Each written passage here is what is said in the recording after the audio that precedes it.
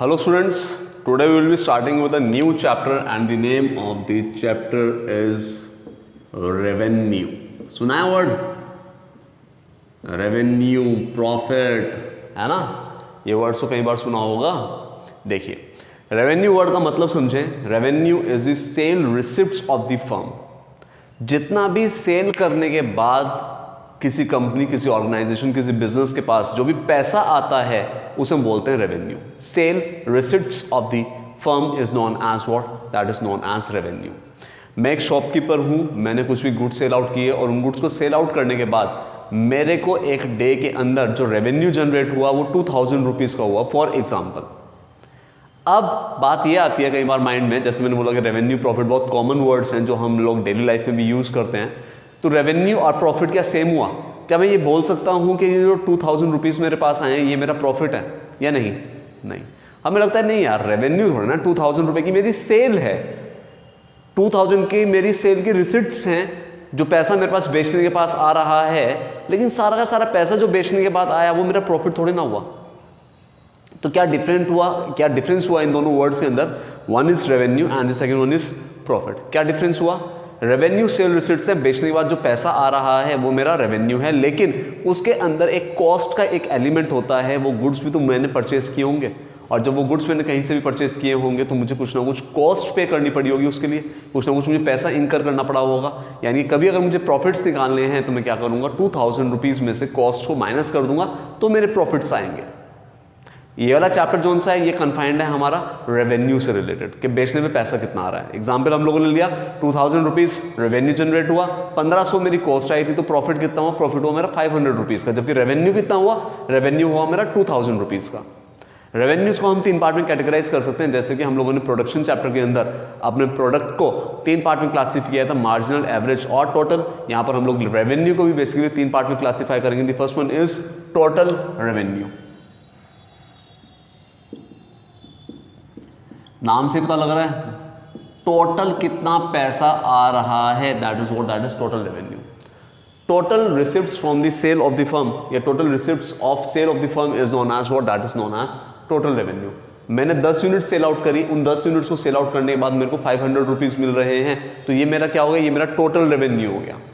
अगर मुझे total revenue को कभी कैलकुलेट करना हो तो मैंने कितने प्राइस पे चीज़ को सेल आउट किया और कितनी क्वांटिटी में चीज़ को सेल आउट किया, अगर मैं दोनों को मल्टीप्लाई कर दूंगा तो मेरा टोटल रेवेन्यू कैलकुलेट हो जाएगा. देखिए किस तरीके से.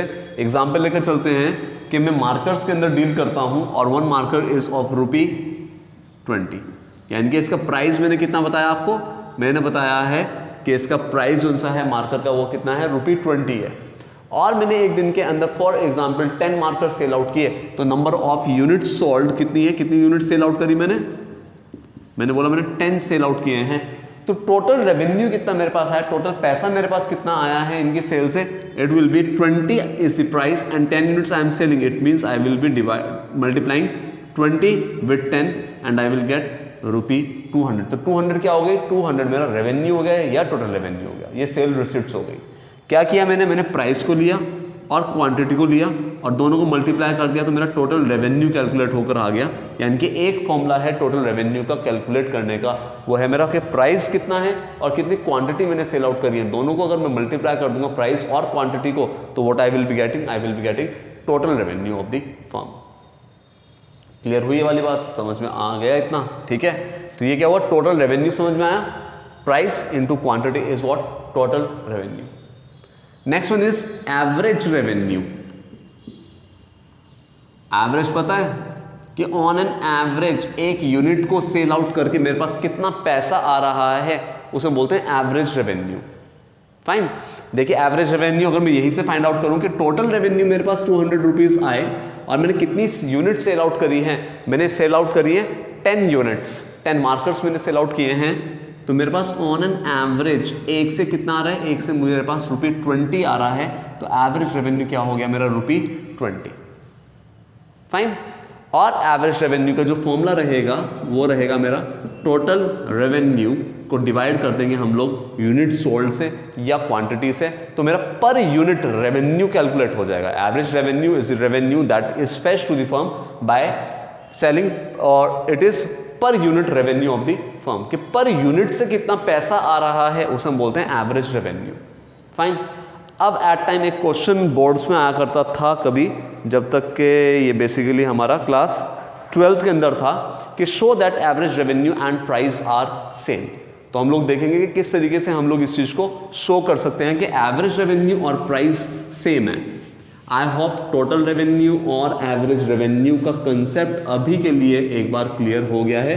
टोटल रेवेन्यू कितना है कि टोटल रिसिट से या टोटल सेल से कितनी रिसिट्स आ रही है वो टोटल रेवेन्यू है, और पर यूनिट से कितना पैसा आ रहा है वो एवरेज रेवेन्यू है। कैसे शो करेंगे? क्वेश्चन क्या आएगा? Show that average revenue and price are same. Total revenue is equal to price multiply by quantity. Fine. And the formula for average revenue is total revenue upon quantity. This is for example equation number 1 and this is equation number 2. Putting the value of TR from equation 1 to equation 2. TR की value हम equation 1 में से जब equation 2 में put करेंगे तो ये क्या हो जाएगा? ये हो जाएगा AR will be equal to what is TR? That is P into Q upon Q. What it will be? It will be average revenue is nothing but it is equal to price. इस तरीके से आप लोग present करेंगे। 3 marks के अंदर ये question आने के चांसेस रहते हैं कि show that average revenue is nothing but it is equal to price of the commodity. So this is the kind of a derivation we have done to show that average revenue and price are same. Total revenue हो गया, average revenue हो गया, और तीसरा जो सा revenue है that is marginal revenue. सुना है?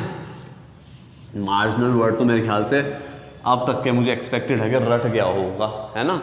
एक एक्स्ट्रा यूनिट को बेचने से जो टोटल रेवेन्यू पे फर्क पड़ता है उसे हम लोग बोलते हैं मार्जिनल रेवेन्यू। 10 यूनिट्स मैंने सेल आउट करी और 10 यूनिट्स को सेल करके मेरे को फॉर एग्जांपल 100 रुपीज़ मिले हैं, तो ये मेरा टोटल रेवेन्यू निकल कर आ गया। By selling 10 units I am getting total revenue worth 100 rupees. Fine. अब मैंने अगर 11 यूनिट सेल आउट करी और मेरे पास 105 रुपीज़ आ रहे हैं, तो एक एक्स्ट्रा यूनिट को सेल करने से जो टोटल पे फर्क पड़ता है उसे हम बोलते हैं क्या है वो हमारा मार्जिनल रेवेन्यू है। तो यहाँ पर मार्जिनल रेवेन्यू कितना हो जाएगा? यहाँ पर एक एक्स्ट्रा कितना हुआ? 1 unit I have sold more over here and there is an increase of 5 rupees over here. यानी कि यहाँ पर मेरा जो मार्जिनल रेवेन्यू कैलकुलेट हो जाएगा वो मेरा मार्जिनल रेवेन्यू कितना आ जाएगा? मेरा मार्जिनल रेवेन्यू आ जाएगा ₹5। Additional revenue that is fetched by selling 1 extra unit of the commodity is known as marginal revenue। यानी कि फॉर्मूला हम लोगों का वही यूज होगा मार्जिनल रेवेन्यू को कैलकुलेट करने के लिए, and the formula is TRN minus 1। I hope अब तक के इस वाले फॉर्मूला से हम लोग जो से हैं बहुत ज़्यादा फैमिलियर हो चुके हैं कि मार्जिनल रेवेन्यू अगर कभी भी निकालना है तो फॉर्मूला क्या लगाएंगे? TRN minus 1। इन केस अगर हमारा कंसेक्यूटिव यूनिट्स नहीं बढ़ रहे हैं, यहाँ तो मैंने 10 से 11 लिखा है, फॉर एग्जाम्पल यहाँ पर ही मैं एग्जाम्पल में जरा सा चेंज कर दूँ और मैं लिखूँ कि यूनिट्स 10 मैंने सेल आउट करी थी और टोटल जो पैसा आया था इट वाज 100, और 15 को सेल आउट करने पर पैसा आ रहा है 105। तो what will be the marginal revenue in this particular case? जब कंसेक्यूटिव यूनिट्स बढ़ती हैं, एक एक करके बढ़ती हैं, तो हम लोग फॉर्मूला लगाते हैं TRN माइनस 1। ओके। लेकिन यहाँ पर क्या है? यहाँ पर कंसेक्यूटिव यूनिट नहीं बढ़ी है, यहाँ पर सीधा जो जंप आया है यहाँ पर 5 का आया, यहाँ पर भी 5 का आया है। ऐसे में जो हम लोग फॉर्मूला यूज करेंगे मार्जिनल रेवेन्यू को कैलकुलेट करने का, वो फॉर्मूला हमारा होगा marginal revenue is equal to what it will be? Marginal revenue will be equal to delta TR upon delta Q। Marginal revenue क्या हुआ? मार्जिनल रेवेन्यू हुआ टोटल रेवेन्यू में कितना चेंज आया अपॉन टोटल क्वांटिटी सोल्ड में कितना change आया है। Change in TR is of 5 और क्वांटिटी सोल्ड में कितना चेंज आया? क्वांटिटी सोल्ड में भी मेरा 5 का ही चेंज आया है। तो this will B 5 upon 5 and the answer will be 1। Fine. तो कंसेक्यूटिव यूनिट्स में ये वाला फॉर्मूला लगता है, और कभी हम लोगों को अगर कंसेक्यूटिव 1 करके यूनिट नहीं बढ़ रही है तो फिर हम लोग क्या करेंगे? फिर हम लोग फॉर्मूला ये वाला लगा लेंगे delta TR upon delta Q। Okay है? This is one, this is the another one. In case हम लोगों को अभी टोटल रेवेन्यू निकालना है और मार्जिनल रेवेन्यू गिवन है, जो हम लोग छोटे मोटे फॉर्मूला से न्यूमेरिकल से सीखेंगे कि मुझे टोटल रेवेन्यू कैलकुलेट करना होगा, तो हम लोग कैसे निकालेंगे? Marginal revenue from first unit plus marginal revenue from second unit up to marginal revenue of n units. जितने भी यूनिट्स का मैं निकालने वाला हूं उनका मैं क्या कर दूंगा, अगर मैं एडिशनल कर दूंगा कि पहली यूनिट को बेचकर मेरे पास 10 रुपये आए, दूसरी यूनिट को बेचकर भी 10 आए, तीसरी को बेचकर भी 10 रुपये आए फॉर एग्जाम्पल, तो मेरा टोटल रेवेन्यू क्या हुआ 10 + 10 + 10 30 रुपीज मेरे पास आ गए हैं। क्लियर? तो टोटल रेवेन्यू को कैलकुलेट करने का फॉर्मूला क्या हो जाएगा मेरा, summation of MR। This will be the another formula कि total revenue is nothing but it is the summation of MR। Fine, marginal revenue को मैं ऐड करता चला जाऊंगा, एक एक्स्ट्रा यूनिट से बेचने पे कितना पैसा आ रहा है सबको ऐड करता चला जाऊंगा, तो at last I will be able to derive what, that is total revenue.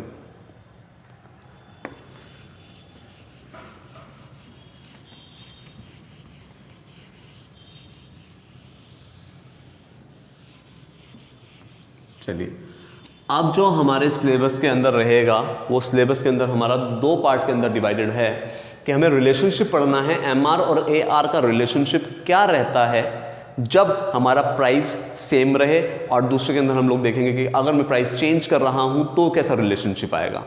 अब ये समझना जरूरी हो जाएगा आप लोगों के लिए, एक मार्केट सिनेरियो है and that market scenario is perfect competition. इससे पहले कि हम लोग नेक्स्ट टॉपिक पर मूव करें उससे पहले हम थोड़ा सा परफेक्ट कंपटीशन के बारे में समझ लें कि परफेक्ट कंपटीशन का मतलब क्या होता है।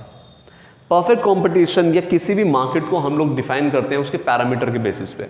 जनरली हम बोलते हैं मार्केट वो जगह होती है जहां पर बायर और सेलर इंटरेक्ट करते हैं, लेकिन इकोनॉमिक्स के टर्म में सिर्फ एक एरिया तक के ही मार्केट का मीनिंग जो है वो कन्फाइंड नहीं है। किसी भी तरीके से जैसे भी बायर और सेलर आपस में इंटरेक्ट कर रहे हैं, चाहे वो इंटरनेट के थ्रू है, चाहे वो टेलीफोन लाइंस के थ्रू है, कैसे भी वो इंटरेक्ट कर रहे हैं और आपस में ट्रांजैक्शन कर रहे हैं, तो that is what, that is market. अब यहाँ पर मैं परफेक्ट मार्केट या परफेक्ट कंपटीशन की बात कर रहा हूँ। परफेक्ट कंपटीशन के कुछ फीचर्स बहुत ध्यान से समझ लीजिएगा, इलेबोरेट इन्हें हम लोग आने वाले चैप्टर्स के अंदर करेंगे। फॉर्म्स ऑफ मार्केट एक चैप्टर है हमारा, वहाँ पर हम लोग पढ़ेंगे पूरा डिटेल में। अभी ये समझो कि परफेक्ट कंपटीशन के अंदर बहुत सारे खरीदने वाले हैं और बहुत सारे बेचने वाले हैं, यानी पहला फीचर मैंने इसका मान लिया large number of buyer and large number of seller. ठीक है, अब लार्ज नंबर ऑफ बायर और सेलर के होने से क्या फर्क पड़ेगा, इस चीज को समझना और जरूरी हो जाएगा कि जब बहुत सारे खरीदने वाले और बहुत सारे बेचने वाले किसी भी गुड को होते हैं तो किसी पर्टिकुलर एक सेलर के ना बेचने से मार्केट के प्राइस पे कोई फर्क नहीं पड़ता है, और एक पर्टिकुलर बायर के ना खरीदने से मार्केट पे कोई फर्क नहीं पड़ता है। आप एग्जाम्पल समझो इसका, खाना सब खाते हैं हम लोग, है ना, चपाती वगैरह सब खाते हैं, यानी ये गेहूं को बेचने वाले बहुत सारे सेलर्स हैं, आटे को बेचने वाले बहुत सारे सेलर्स हैं, और बहुत सारे बायर भी हैं। क्लियर होती है ये वाली बात, बहुत सारे सेलर भी हैं और बहुत सारे बायर भी हैं। अब अगर मैं यहाँ पर एक एग्जांपल लेकर चलूँ कि मैंने खाना खाना बंद कर दिया, मैंने बोला कि मैं आज से खाना नहीं खाऊंगा, क्या ऐसा आप लोगों को लगता है कि डिमांड मार्केट में कम हो जाएगी? उससे जो टोटल डिमांड है उसमें बहुत बड़ा फर्क पड़ जाएगा। वो इतना माइन्यूट डिफरेंस होगा कि जिसकी वजह से प्राइस पे कोई फर्क पड़ने वाला नहीं है। इसी तरीके से अगर एक सेलर बेचना बंद कर दे तो टोटल कंट्री की अगर मैं डिमांड की बात करूं तो कोई सप्लाई पे, सॉरी, क्योंकि सेलर के पॉइंट ऑफ व्यू से सप्लाई और कंज्यूमर के पॉइंट ऑफ व्यू से डिमांड होता है, मेरे ना खाने से डिमांड पे कोई फर्क नहीं पड़ रहा है। किसी पर्टिकुलर सप्लायर के सप्लाई ना करने से पूरी मार्केट की सप्लाई पे कोई फर्क नहीं पड़ रहा है। तो लार्ज नंबर ऑफ बायर हैं और लार्ज नंबर ऑफ सेलर हैं, बहुत सारे खरीदने वाले हैं, बहुत सारे बेचने वाले हैं। दूसरा जो सबसे इंपॉर्टेंट रहता है वो रहता है कि दोनों या जितने भी सेलर हैं वो सारे के सारे बेसिकली क्या है, वो होमोजीनियस प्रोडक्ट के अंदर डील कर रहे हैं, यानी कि सब एक ही तरह के प्रोडक्ट में डील कर रहे हैं। फॉर एग्जाम्पल, वैसे तो डेली लाइफ के अंदर कोई भी ऐसा एग्जाम्पल नहीं है परफेक्ट कॉम्पिटिशन का, लेकिन हम लोग क्लोजेस्ट एग्जाम्पल लेकर चल रहे हैं एग्रीकल्चरल प्रोडक्ट। हम मानकर चलते हैं वीट की एक ही वैरायटी आती है सिर्फ, यानी कि वीट की अगर एक ही वैरायटी आ रही है तो नॉर्मल सी बात है वो कैसा हो गया, वो होमोजीनियस प्रोडक्ट हो गया। या मैं एक गलत एग्जाम्पल आप लोगों को समझा रहा हूं, ठीक है, ये गलत है, मैं पहले ही डिस्क्लेमर होता है ना कि इस धारावाहिक में जितने भी पात्र हैं वो सारे के सारे क्या हैं, फ्रिक्शियस हैं, उनका वास्तविकता से कोई लेना देना नहीं है, तो मैं गलत समझा रहा हूँ सिर्फ आप तक पहुँचने के लिए। कॉलगेट की टूथपेस्ट आती है ₹10 वाली, अब मैं बोलूँ कि सारे उसे ही सेल करते हैं, उसे ही बाय करते हैं, ठीक है। अब 10 रुपए की जो कॉलगेट की टूथपेस्ट है उसका प्राइस क्या रहेगा, 10 रुपए ही रहेगा। वो होमोजीनियस प्रोडक्ट है, बहुत सारे खरीदने वाले हैं, बहुत सारे बेचने वाले हैं, मुझे भी पता है वो 10 रुपए की है, सेलर भी पता है 10 रुपए की बिकेगी। इंडस्ट्री ने तय कर दिया उसका प्राइस किस बेसिस पे किया जाता है ये भी हम लोग पढ़ेंगे लास्ट चैप्टर के अंदर, मार्केट इक्विलिब्रियम। बहुत इंटरेस्टिंग चैप्टर है कि कैसे रेट तय होता है, कैसे प्राइस तय होता है। अभी के लिए आप लोग क्या समझेंगे कि इंडस्ट्री ने तय कर दिया अभी कॉलगेट की टूथपेस्ट आप लोग 10 रुपये की सेल आउट करेंगे, तो ना तो मैं उसे 9.5 रुपये की सेल आउट करूंगा, ठीक है ना ही मैं उसे 11 रुपये की सेल आउट करूंगा। अगर मैं 11 रुपये की सेल आउट करूंगा तो बहुत सारे खरीदने वाले हैं, बहुत सारे बेचने वाले हैं, जो बायर है वो किसी और से परचेस कर लेगा। आती है ये वाली बात समझ में। दूसरी तरफ मैं उसे सस्ता क्यों बेचूं, जब सबको पता है 10 रुपये की बिकती है, तो मैं उसे 9 रुपये की क्यों सेल आउट करूंगी, मैं अपना लॉस क्यों करूं। यानी कि परफेक्ट कंपटीशन के अंदर बहुत सारे खरीदने वाले हैं, बहुत सारे बेचने वाले हैं, होमोजीनियस प्रोडक्ट है और सबको नॉलेज है कि ये चीज़ 10 रुपये की ही सेल आउट होती है, इसका प्राइस 10 रुपये है, परफेक्ट नॉलेज है सबको। अब जब ये सारी कंडीशंस मैंने लगा दी, तो आप लोगों को इसके बेसिस पे कंक्लूड क्या करना है वो चीज़ इंपॉर्टेंट हो जाएगी। और वो कंक्लूड क्या करना है कि जो प्राइस रहेंगे परफेक्ट कंपटीशन के अंदर, वो प्राइस मेरे यूनिफॉर्म रहने वाले हैं, प्राइस मेरे जोन से हैं वो सेम रहने वाले हैं। इसलिए जब भी मैं एवरेज रेवेन्यू या प्राइस को लूंगा जो दोनों के दोनों इक्वल हैं, मैंने अभी देखा था कंक्लूड करके डेरिवेशन के थ्रू कि average revenue is nothing but that is equal to price. तो मैं प्राइस क्या रखने वाला हूं, मैं कॉलगेट की एक टूथपेस्ट सेल आउट करूंगा 10 रुपए की, दूसरी भी 10 की, तीसरी भी 10 की, चौथी भी 10 की। रीजन क्योंकि मैं क्या हूं, मैं बेसिकली एक फर्म हूं। इंडस्ट्री क्या है, प्राइस मेकर, मैं क्या हूं, प्राइस टेकर। इंडस्ट्री ने तय कर दिया कि ये आपको 10 रुपए की सेल आउट करनी है, तो उसे मैं क्या करूंगा, उसे मैं 10 रुपए की ही सेल आउट करूंगा। ना तो मैं उसे ज्यादा की सेल आउट करूंगा, ना ही मैं उसे कम की सेल आउट करूंगा।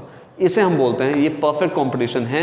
और परफेक्ट कंपटीशन के अंदर जो फर्म्स हैं बेचने वाली, वो कैसी हैं, वो प्राइस टेकर हैं। ये वाली बात याद रखेंगे। ये और क्लियर होगा फॉर्म्स ऑफ मार्केट चैप्टर के अंदर। लेकिन अभी के लिए अगर मैं बोलूं कहीं पर भी कि अगर पहली यूनिट में 10 की सेल आउट कर रहा हूं, तो मैं दूसरी भी 10 की करूंगा, तीसरी भी 10 की करूंगा। अगर मैं प्राइस को सेम ले रहा हूं, तो पहली बात तो अगर आप लोगों को याद करना है तो परफेक्ट कंपटीशन का ही फीचर है कि फर्म जो सी है वो प्राइस टेकर है।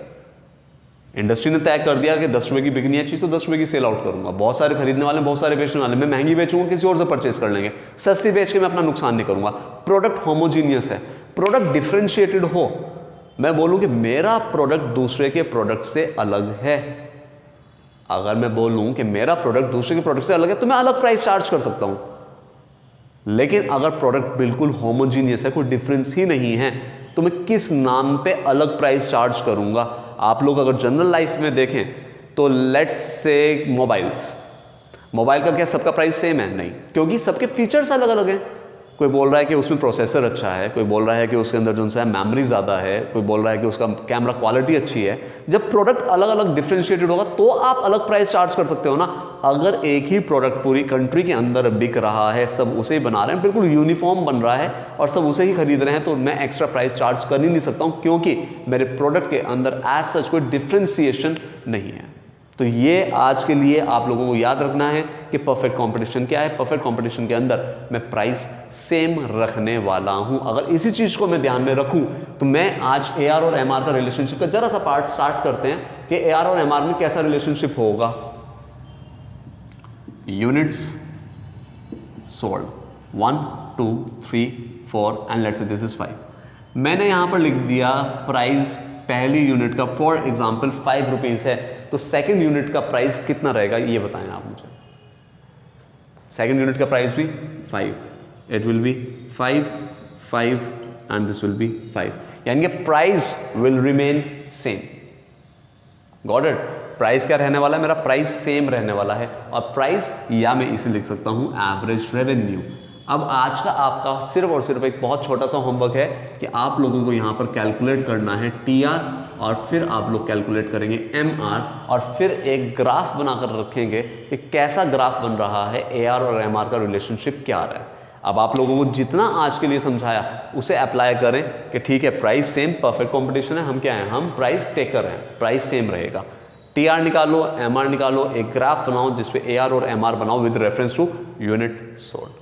चलिए मिलते हैं नेक्स्ट लेक्चर के अंदर। Bye bye, take care.